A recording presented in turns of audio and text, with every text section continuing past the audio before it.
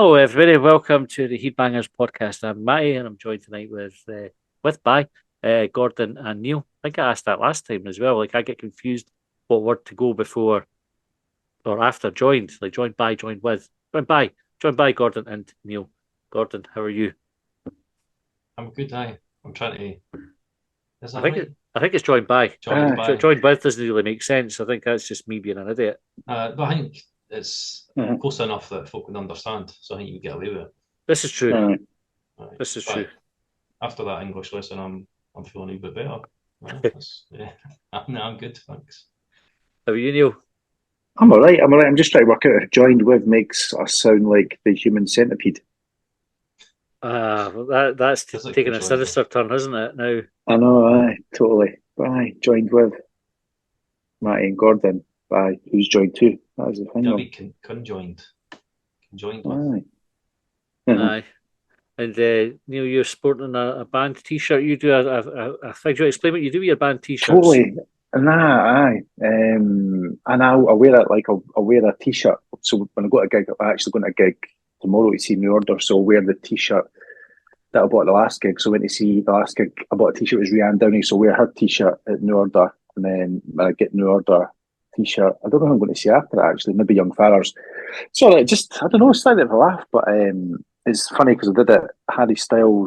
Wore Harry Styles to Interpol. And I got like strange looks because Interpol are like cool and trendy and dressed in black and stuff. And there was me kicking about in my white Harry Styles t-shirt with like love hearts on it. But aye, it's Then with just, the I don't know. kids. In with the kids, quite literally in with the kids. But that was good. That was good. How My, are you anyway, Matt? You good? aye, all right. We had a busy day today. Like if anybody watches this on YouTube, I look an absolute state. And it's because I've been shifting Nonsense. luggage in the rain. Luggage stuff. Josh was moving into his flat the other day. Josh has finally got a student flat after trying for months. This is like I imagine like Mm, the property equivalent of IVF treatment. Like he'd been unsuccessful for so long that he thought he'd almost lost the chance of getting a flat, and then all of a sudden one came up and he got it. So he's eventually moved in, four and years that's after they graduated. I tell you, it's no kicking ass off the Neil. Yeah, He's right. third year now at uni, and he's been trying. And I think it's like symptomatic of the Edinburgh property market now that anytime something came up, by the time he'd gone to view it, it was gone. It was Yeah, mental. it's And this, crazy. Eh? even the one that he got, he'd put an application for it. Somebody else got it, and then they pulled it. The next person got it straight away, and then they pulled out. And Josh was like, almost by default, he was third on the list. So him and his mate got it. But it's been a strange day because he'd been staying with my mother-in-law, and you sort of have a thing like because he's still with family, he's been getting looked after, and now this is Yeah. him out on his own.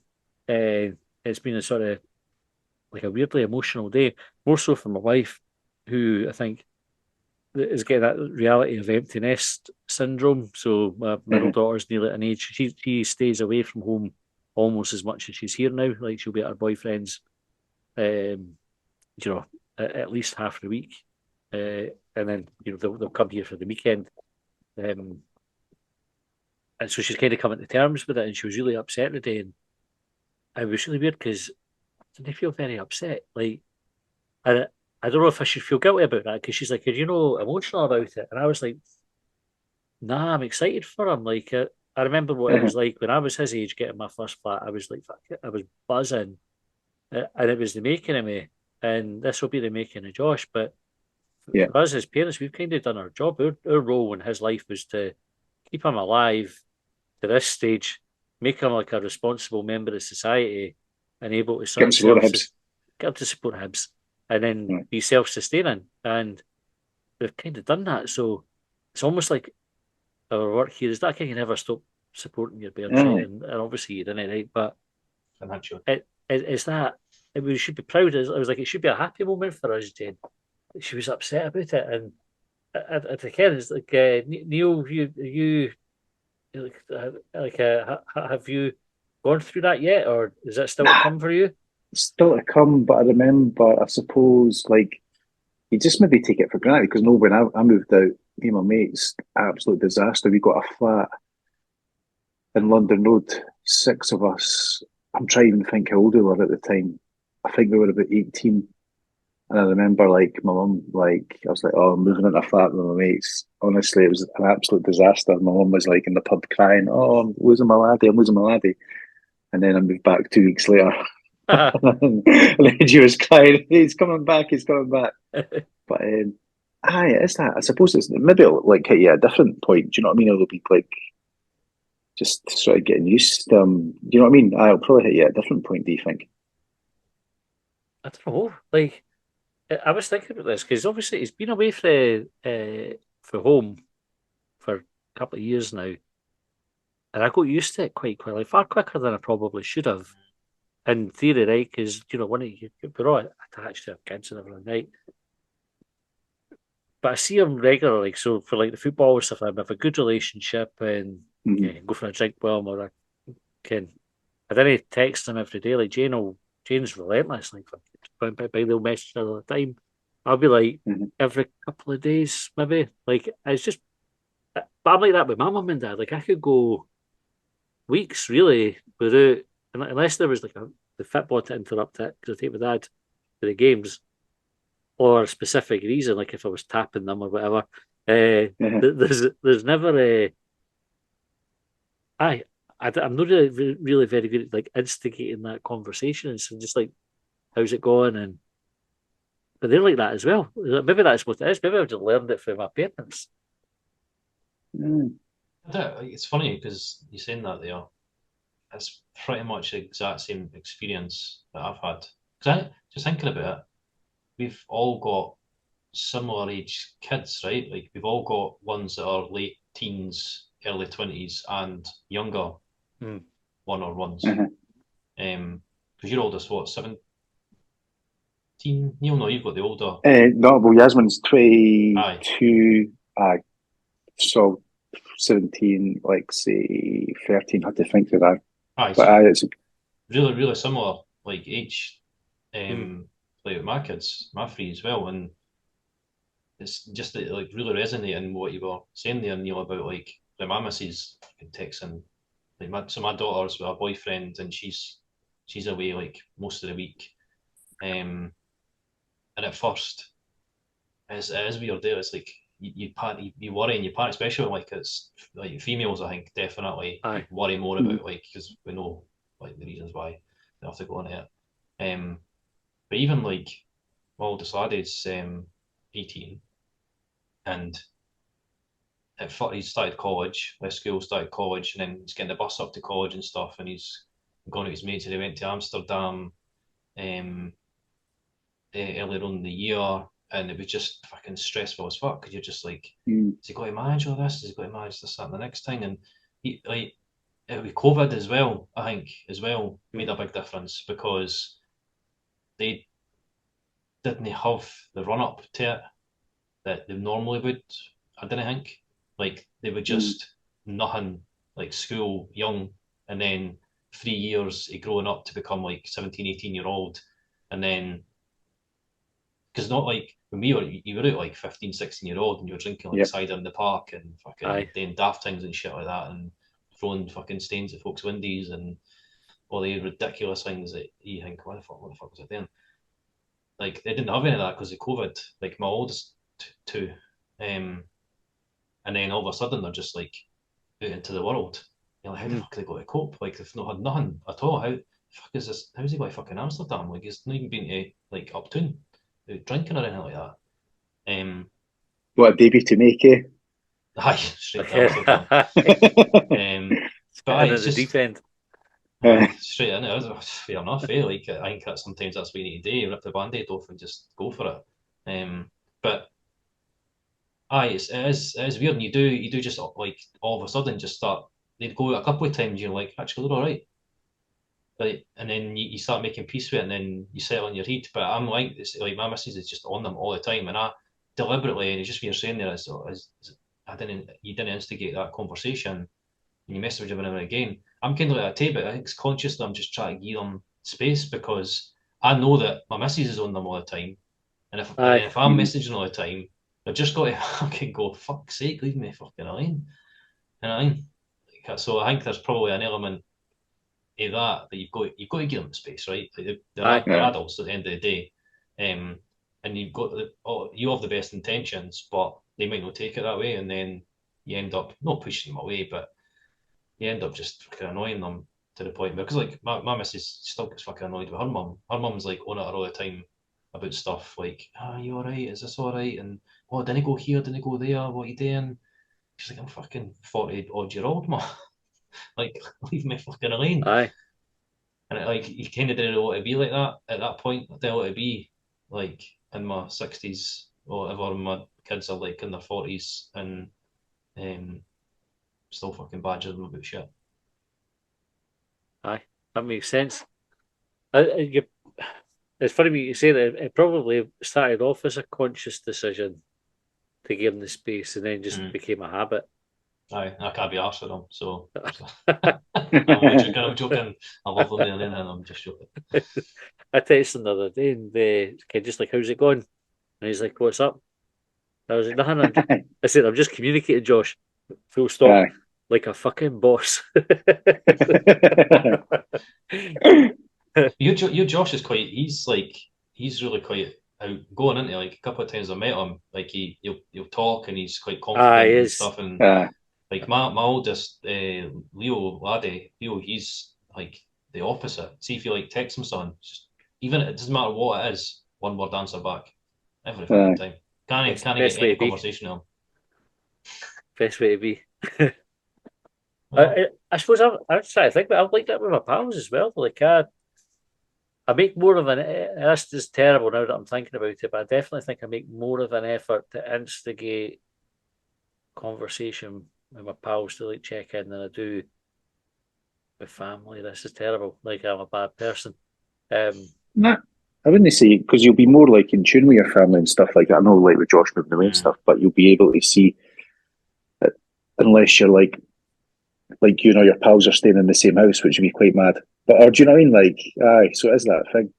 Because I've had or this may be a wee bit off track, but I know like years and years ago, if I was on like social media and that, and I'd post something and be offended if like my pals didn't like it and stuff like that. But it's like you don't know what they're going through. Do you know what I mean? So it's that. So it's taking it. I suppose that like you're looking at it like you don't know what your pals are up to. Do you know what I mean? Or like, so you've not heard from them, so you message them, which is like a better attitude to have as opposed to me thinking, why don't I like him a picture of a pint? I feel like I've not actually heard from him for a while. Do you know what I mean? Saying that's a good trait to have. Just this has just popped into my head as a conversation I had with a pal through the week, right? So I'll obviously not go into details with names or anything like that, but one of my mates having like relationship problems, and the relationship that he's in or is coming out of, right, he's not quite sure of where it's sitting now, is really volatile, as in when things escalate, they escalate quickly to like, no, I think it's as far as violence, but like verbal abuse, like, you know, well, I would say beyond argument, but to like actually kind of like, I think like, so this is what was going to come on tonight. So I think she calls them names and causes a scene and things like this. We'll date in public and everything and make it life, you know, really difficult for him. And he was talking. He says, "What do you think of that?" And I was like, "You didn't need that in your life. Like, that's not what a relationship should be like." And he says, "What do you think it should be like?" And I said, "Well, no, like that." And he says, "But Ken, she grew up and was surrounded with that with her mum and dad, and." He says, my mum and dad were like that when I was growing up, so it's maybe natural that we're like it.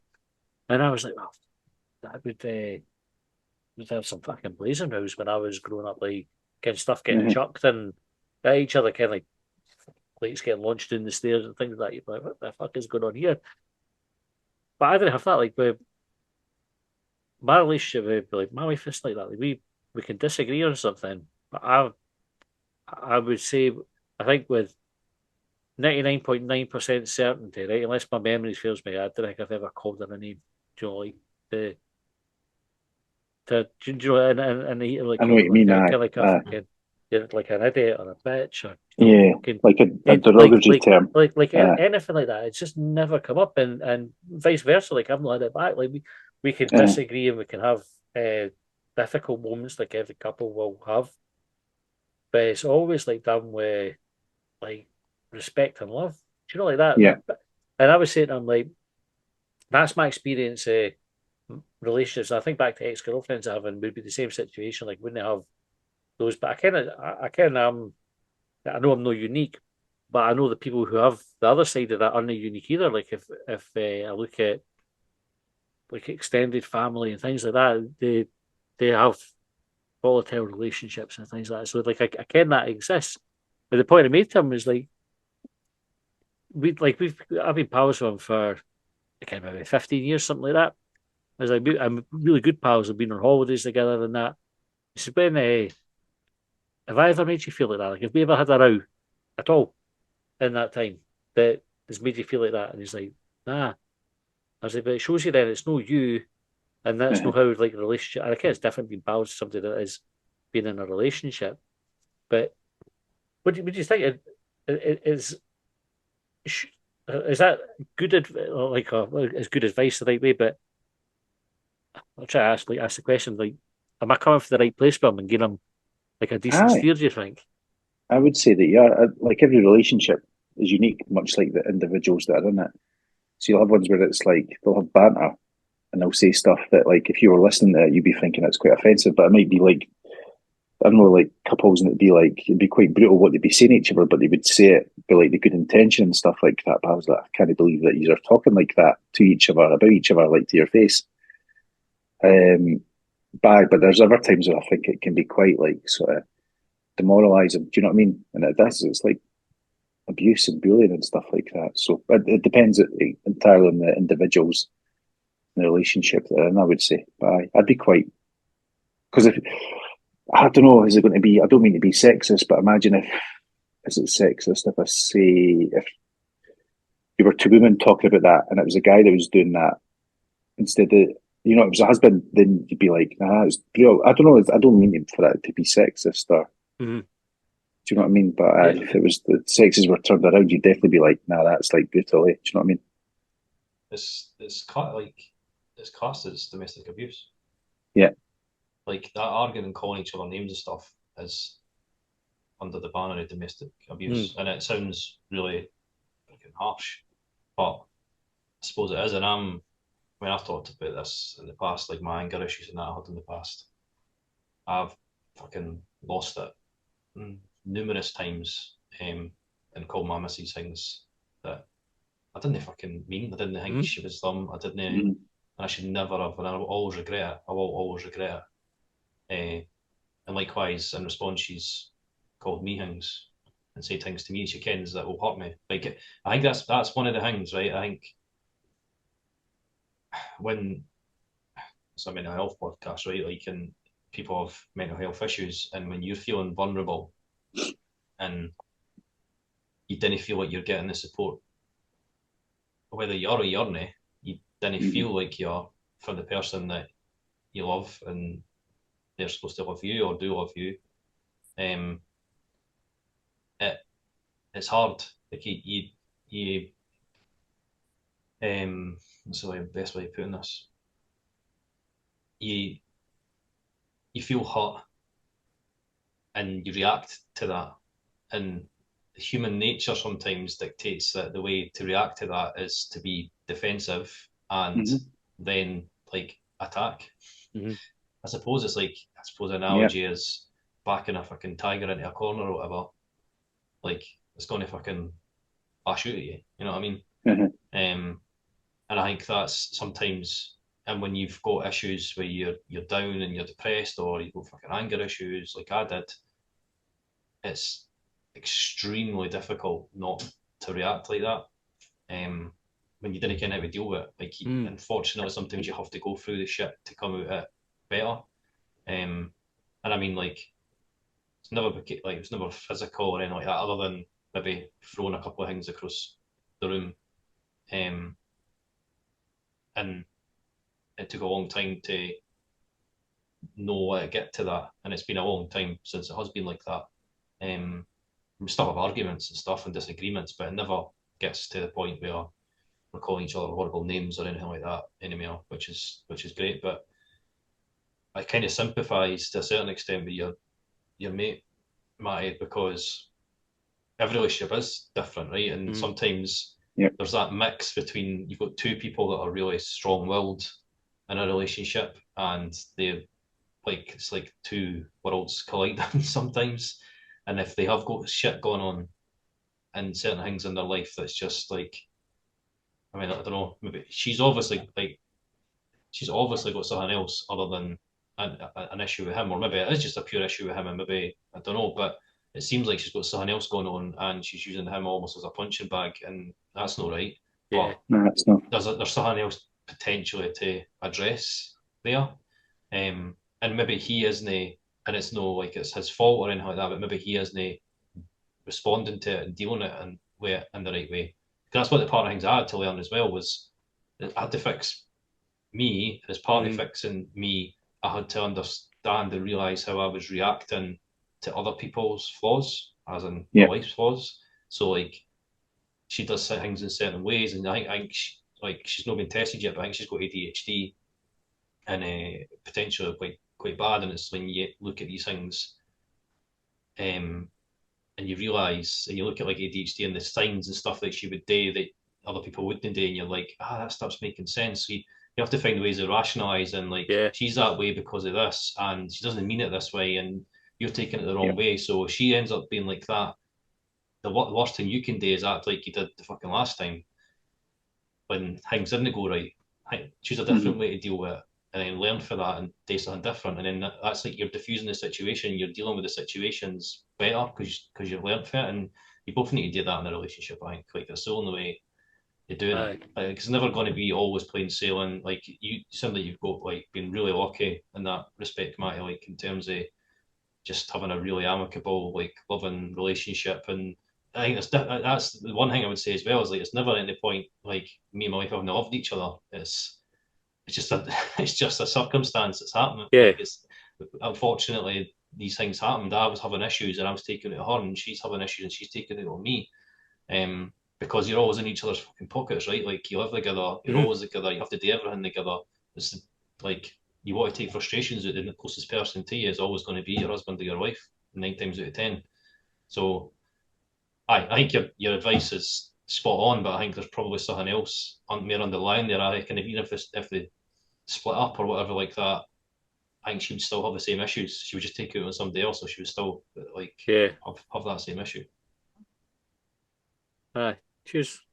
Sorry, I rambled on. No, it's good. I was just it came to me as we were talking, and I thought it was like this is the sort of situation that this sort of podcast is good for. Really, we just kind of have like a what do you think of this, like a sort of real life. This is like affecting, and it's something like a. I was in a bad position anyway, you know, and you something like that. And I'm always wary of giving advice. Like if somebody asks you for advice, you try to help out, but I'm like very, very much aware of how much an idiot I can be, and when you give the advice, it can cause more harm than good potentially. So it's good just to kind of get a couple of different perspectives on the situation. Aye, no, definitely. Like you're right, it is tricky kind of advice, especially with this the kind of things. You're not there every day in their house like a fly in the wall, and you know exactly what's going on. Aye. You could completely say the wrong thing, but all you can do is give your take on it. Like, I mean, like sometimes it's just, as we know, just have listening.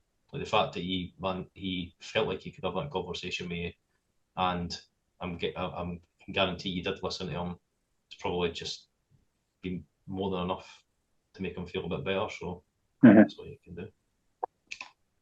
Aye, makes you thankful for a podcast like this, so you can just go and have that sort of chat. Like, because that's not a conversation I would generally have with pals. It's funny, like when it was here in this environment, it seems like all right to do it, but again, if I would have been as comfortable bringing that up, just like sitting in somebody's living room or whatever. It's I think it's knowing the people you're talking to about as well. We're obviously here in this situation doing this podcast because, well, I'd like to think maybe less so me, but we're reasonable human beings that can rationalise stuff, and we know ourselves quite well. I think that's probably one of the key things. I think we've been through the ringer in a number of things through our lives, and we've learned things, whereas a lot of people haven't done that yet. Yeah. You know what I mean? Like I think that's so then you didn't feel like you can, like, you're in the pub or you're in somebody else's living room with just like mates, and you're just like, if I say this, is this person? Because I've got mates that would say it, and I could guarantee you, I know exactly how they would react. A couple of them wouldn't kind of what the fuck to say and be like a rabbit in the headlights. And some of them would potentially just dismiss it or make a joke about it because then they ken how to. And some of them would be like us and they would talk about it. So then you're like, did I just bring it up in a forum like that? Or so I definitely would be. It is easier to do it here because that's what we're here for, I suppose. Aye. Right. So it's the fucking aye. That's what we're here for. And then silence. Nah, totally. It's the stunned silence you'll get in the pub when you bring it up. No, but I suppose this is like it does come back to the very heart of why we started the podcast, isn't it? It's like to sort of show you can have these conversations with your pals. And it's no normalize it. Aye, it is all right to do it, and like I didn't feel stupid for having raised it. I didn't feel like it was like it was inappropriate or like I've lost anything in myself or shown like a weakness or anything. I felt like I was able to kind of just have a normal discussion about something that isn't just football or music or whatever. Aye, it definitely is. Like, it's so beneficial to have that kind of conversation. Like 9 times out of 10, as long as you think about it and construct it and be concise with how you ask it, I think you're all right. I mean, like, because you could have easily just said that in a way and said the person's name and all that kind of stuff, and then you'd be like, "Oh, for fuck's sake, what did I say all that for?" But so you've got to be able to speak about these things, but you've also got to be sort of carefully how you talk about them. Aye. Certain circumstance. I feel I've dominated with situations. What else is going on? Gordon, what's going on with you? Aye, I'm having a bit of bother.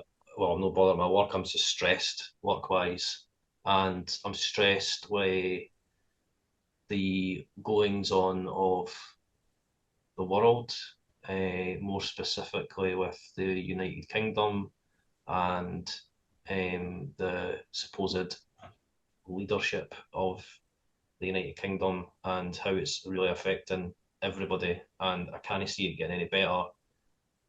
And it's really starting to. I was saying before we started here, I'm fucking really like bad pains in my chest, and I haven't talked about this before, but like I'm quite over the years realised the signals my body gives to me around, and I've got very distinct sort of pains and sort of tightness in my chest, and my neck gets like ridiculously sort of stiff.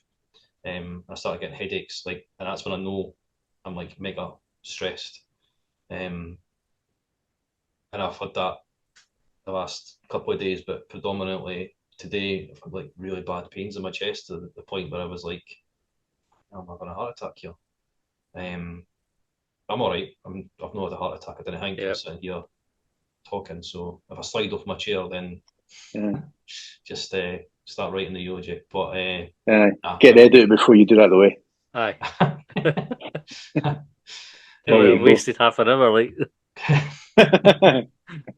Just let be my just wrapping it up. And that's maybe feedbackers for another week. But I just like that's just been really playing on me. I've been trying to avoid the news as much as possible, but like even just on social media and that, you see it all over the place, and it's actually I've noticed a lot more prominent in people just posting stuff on like Twitter and stuff where they're just like, how am I supposed to? How am I expected to pay this and pay that? And like all these stories that you didn't really see as much, and they're always there, but stories around this person's getting fleeced for this, and they're having to go like use a food bank, or I can't pay for my kid to do this or do that, and what am I supposed to do? And then like tagging like companies in stuff because of it, like you're charging me this, charging me that, and I'm like, fucking hell, this is absolutely dire, and we're getting absolutely ripped the piss out of it. The rich are getting, like, capitalism for me has went too far, right? Not to get too political, it has went far too far. And the rich, the distance between the rich and everybody else has become far too great. And to the point where it's almost becoming this sort of like dystopian. You can just imagine. I always think about Final Fantasy VII. I don't know if I always played that game, but the story of Final Fantasy VII, big geek that I'm, like the fucking Midgard and the big city above all the slums, and like just part of me is like, it's fucking no before long they're just got to build a big fuck off city with everybody else, and everybody else will be, and it'll be all the rich and the fucking Tories and all the rest of it up there, and all the folk will be doing in the slums, just trying to no daylight or anything like that. They'll take all the daylight. Obviously, I'm fucking being ridiculous and extreme, but like that, like if you make that like a metaphor, I'm kind of like, that's where we fucking are, right? Like, this is, we're getting fucking absolutely fleeced, and it's the companies, and because there isn't a protection for the government who's elected. Well, I don't know really fucking. I mean, I suppose the government is elected, but how many leaders have we had without a fucking election? And we're not getting any protection for them because they're benefiting from like the gas and oil companies and stuff taking the piss out of us and all the rest of it. And I'm pretty well. I am well off in terms of, in relative terms. I earn a decent amount of money. I can put food on the table for my family, but I'm starting to really fucking feel it. Like, starting to really feel it. And I'm starting to having to cut back on stuff that I wouldn't have had to cut back on before, like potentially holidays and stuff like that, which is a brilliant bonus that a lot of people didn't get, and I know how lucky I am, but I work hard. And I'm thinking, like, how the fuck is everybody else managing? How is everybody else like getting through the fucking day? And nobody seems to be doing anything about it. And I think don't know if it was Union that said it, and it's exactly what I feel is that I think it was a general election, the more fucking Tories would still get in, and that to me is just like, as a collective, if as a majority, and it's not because we know like Scotland's vote doesn't really, but as a collective, fucking you kind of like, do we fucking deserve that?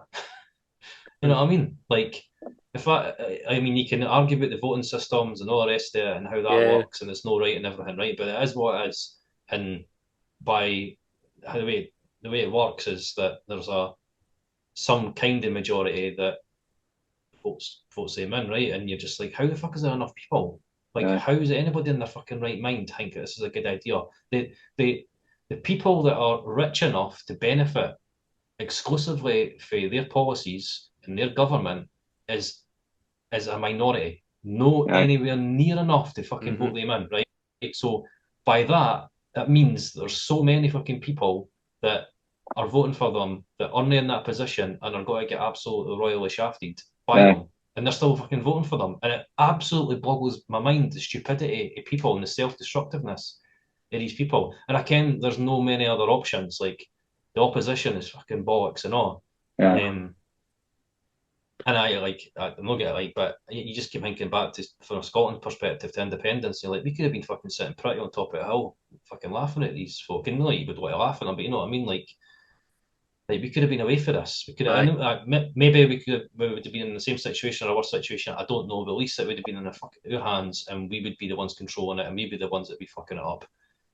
Like, it's just fucking depressing me. And then I was thinking about trying to rationalize all of that and try to.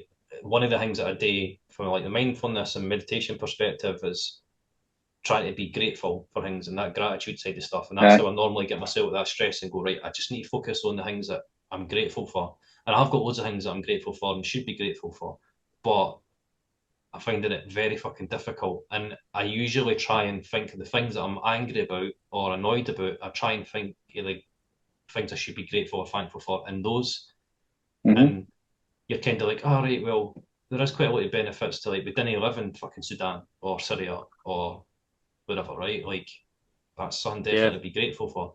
But the same turn of the coin, didn't live in these places. You know what I mean? Like we live here, and it's like it's obviously a flip of the coin. You're born somewhere or whatever, right? Aye. But we do live here, and we're supposed to be one of the fucking richest countries in the world, and we're supposed to be like one of the most developed. How is it we're in this fucking situation and we're getting this shafted? Like, I work fucking hard, you work hard, everybody works hard, and the people that didn't work hard but are born into a certain thing, and I kind of being ironic here because I'm saying about I wasn't born in Syria, but these people are born into rich families. Yeah. But you know what I mean? Like, there has to be some sort of fucking balance, and I'm really struggling with that sort of gratitude side of stuff, and what I should be grateful for, and saying my work at that level. I'm like, there's loads of fucking shit going on. I should be grateful that I've got a really good job and I've got good holidays and a good pension and stuff like that. But at the same time, I'm good at what I do. I fucking work hard, and I'm being shafted there and all. And you're like, where does it fucking end? Like, where does it end? Is this, how bad is this going to get? And I'm going to stop talking there because I realise I just fucking went on and on and on. And I could keep going on and on. It's better. You mentioned we've been stressed by it and anger. It's the anger that I feel with Gordon. Like I always think like, do you know, there's a quote and I can't remember where it originated from, but it's about kind of giving you the wisdom or to accept the things you can't change and change the things you can't accept. Right, that the idea that if you can't do anything about it, then sweat it. If it's no your problem and it's out of your hands, then you shouldn't get wound up by it. And the stuff that we're seeing now, I can't help but get angry with. Like I watched yesterday, there's a Tory boy on talking about how they weren't going to force folk to go to certain shops. You know, these 20-minute communities or 15-minute communities that they're talking about. And he's saying like we're going to oppose the idea that you have to go to certain shops.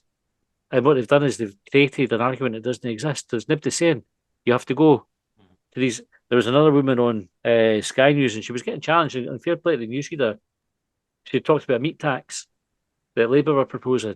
She's what's the meat tax you're talking about? And the Tories are doing it. They're all dropping it in about this meat tax. Labour have never mentioned it. Like it's fucking mental. It's just like gaslighting on a massive scale that they're coming out. Fucking Gove saying we're now giving the 350 million that we promised to the NHS is now going to them every week. It's fucking bullshit. No, it's not. It's just like an outright. First of all, it wasn't the Tories that promised it. It was the Brexit campaign that promised it, which wasn't the Tories. Right? There were some Tories involved, but it wasn't like a manifesto pledge or fuck all. It's not that they can take credit for it, delivering something, but it's not even happening. Like, and it infuriates me. You sit and you go, how can it be not just like accepted or permissible, but how can it get to the point where you've got liars and charlatans that are in the positions of power that can get away with just outright, do you know, like we're not handing over our WhatsApp messages about COVID to the inquiry, just like that, I'm not doing it. Like a rip-off law. Like you go, fuck you, I'm not doing it. I lost my phone, I've changed my phone, I can't remember the password, and you're going, it's a fucking. They'll sat like with the breaking the rules of the parties, and they'll sat day after day after day. No rules were broken. There were no parties, and there were. There's evidence that they all broke the law, and they just go so fucking what? And nobody wants to talk about that anymore. They can get away with it. Aye, it's the gaslighting bit that infuriates me. And I see it on the TV and just think, fucking folk need to wake up.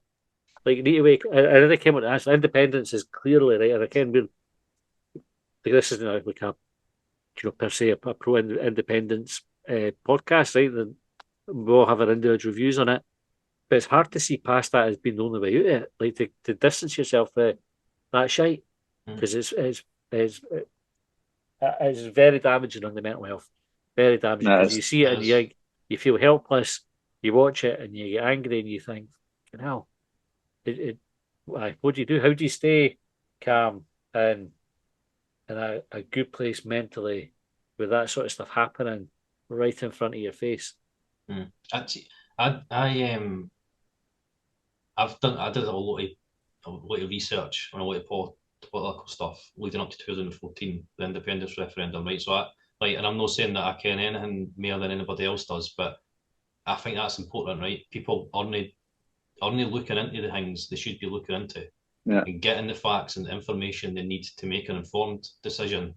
And it's politics has turned into fucking celebrity squares. Like politicians or celebrities going fucking Strictly Come Dancing and Celebrity Get Me Out of Here. Fuck all of that, right? The ordinary fucking celebrities, they're here to do a fucking job, which is run the fucking country and enforce policies and laws and all the rest of the stuff that they need to do to make sure that people aren't fucking dying. You know what I mean? Like, and they can live their fucking lives and that they're getting the benefits they're supposed to be getting. They've spent too much fucking time trying to be fucking celebrities on Z fucking list TV shows or whatever to make themselves look fucking good. And that's where politics has got to, and it's a shame. But I remember they know that leading up to 2014, we voted no, and then I remember making a prediction, literally, and it comes up on my Facebook sort of timeline memory thing every now and again. And I said, we're going to, and I actually said this, we're going to end up with Boris Johnson at one point as Prime Minister, and he's going to fuck this country right up. And talking about Scotland. And I was no far away, but he fucked up the whole of the fucking UK rather than just fucking Scotland. And that's what makes me fucking angry, the fact that I've seen this fucking coming and I've been fucking telling folk, like I've been shouting into the fucking wind, basically. But it's fucking my family, never even my fucking missus in that. Sometimes she's just like, oh no, it'll be all right. And I'm like, fucking no, it'll not be all right. Like this is getting fucking worse and worse. And you look at places like France.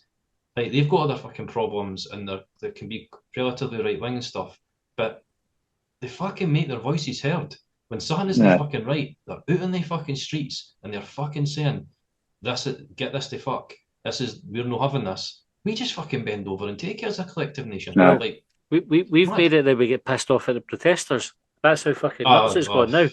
It's like the protesters are painted as the bad guys. You've got cunts fucking trying to save the planet, and again, not everybody's going to agree with the methods and everything, but protest isn't meant to fucking make life easy for people, is it? Like that's the whole point of it. But it's like we've got a total skewed idea of who the bad guys are, and it's because it blows my mind.